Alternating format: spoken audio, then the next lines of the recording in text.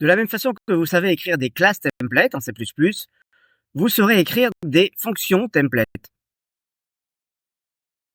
Donc tout d'abord, nous verrons le cas d'usage de ces fonctions templates, puis nous verrons comment écrire une fonction template. Le cas d'usage des fonctions templates peut être légèrement différent du cas d'usage des classes templates. Ici, il s'agit d'écrire un algorithme commun à plusieurs types.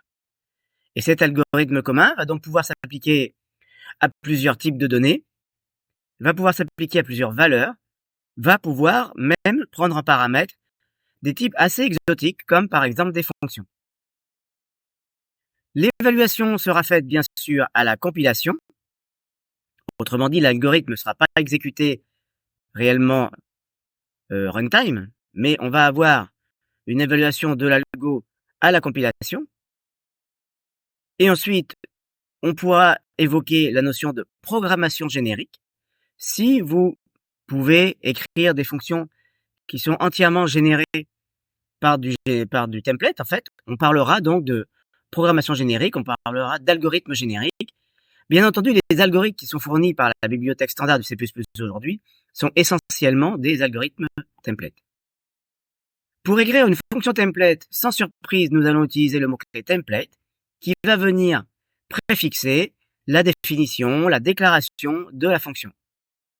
Et nous utiliserons donc des symboles, évidemment, qui seront des symboles dédiés à l'usage que vous faites de cette fonction.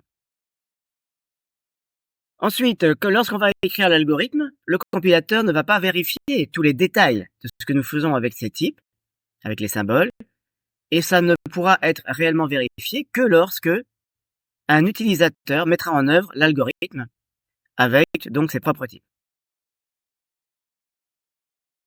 Alors pour mettre en œuvre notre notion de fonction template, le mieux est quand même de refaire un projet différent. Donc je vais ajouter un projet qui va être nommé en fonction du chapitre. C'est plus facile de s'y retrouver de cette manière.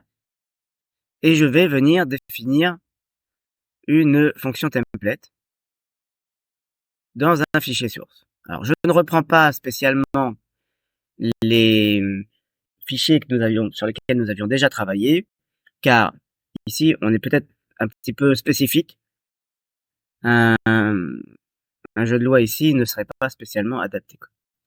Voilà, donc je fais mon main, et alors en fait maintenant imaginons que je souhaite découvrir la valeur minimum entre deux entiers. Donc j'ai en fait ici deux entiers, et je veux en résultat le calcul de la valeur minimum. Si je viens écrire, évidemment, cette fonction mini, elle va s'écrire plus ou moins de cette manière-là, sachant que je suis en train de traiter des entiers, je vais utiliser, sans question que je me pose, l'opérateur plus petit que. Donc évidemment, si A est plus petit que B, je retourne A, sinon je retourne B. Je peux écrire d'ailleurs cette phrase de façon beaucoup plus simple avec l'opérateur ternaire. Donc si je veux le faire d'ailleurs, je vais en profiter pour le proposer. Cet opérateur ternaire que je n'ai pas forcément souvent à mettre en œuvre, ça donne quelque chose comme ça. Donc l'opérateur ternaire teste une condition et retourne une valeur ou une autre. Alors le truc, évidemment, comme d'habitude, c'est qu'on se demande pourquoi, lorsque je traite une valeur en double, je ne peux pas vouloir comparer deux doubles. Alors ça, encore une fois, le double et le int étant compatibles, si vous avez un compilateur ou un paramétrage qui autorise ce qu'on appelle le narrowing, c'est-à-dire la réduction d'espace de valeur entre un double et un int, eh bien, ici, vous allez gentiment appeler la fonction mini des int. Mais bien entendu, comme nous sommes en train de parler des templates, nous allons modifier légèrement notre fonction mini en n'utilisant plus des int, mais des symboles. Alors, je mets souvent t effectivement dans mon code, mais vous pouvez mettre ce que vous voulez. Donc la fonction mini, normalement, elle compare un t avec un autre, et elle retourne évidemment une des deux valeurs, autrement dit un t. Et comme vous le voyez, mon code ici passe parfaitement à la compilation. Alors, pour le prouver, je vais quand même provoquer la compilation de ce fichier. Je viens dessus, bouton droit, compiler. Et effectivement, une réussite, 0 échec. sur cette compilation. Autrement dit, le compilateur a généré dans le premier cas un mini de int et dans le deuxième cas un mini de double. Cette génération a eu lieu au moment de la compilation. C'est-à-dire que le compilateur, en fait, il a réellement généré un mini de int dans le premier cas et un mini de double dans le deuxième cas. Bien entendu, mini de int, mini de double utilise dans les deux cas l'opérateur de comparaison plus petit que. À noter que la bibliothèque standard du C++, très souvent, lorsqu'elle a besoin de comparer des données, donc pour avoir une relation d'ordre, des conteneurs triés ou des algorithmes de comparaison, va utiliser l'opérateur plus petit que entre les paramètres. Si vous essayez d'appliquer la fonction mini sur un élément qui n'a pas l'opérateur plus petit que, vous devriez commencer à percevoir la limite de cette génération de code par les templates, c'est-à-dire que le compilateur ne vous dit rien lorsque vous écrivez la fonction template ou la classe template, mais lorsqu'un utilisateur va vouloir utiliser mini sur un type qui ne supporte pas totalement les opérateurs que vous utilisez à l'intérieur, eh bien vous allez vous retrouver avec une erreur pas forcément très lisible. Nous reviendrons dessus. Alors ce mini de int, mini de double n'a jamais été nécessaire en C++ sur les fonctions.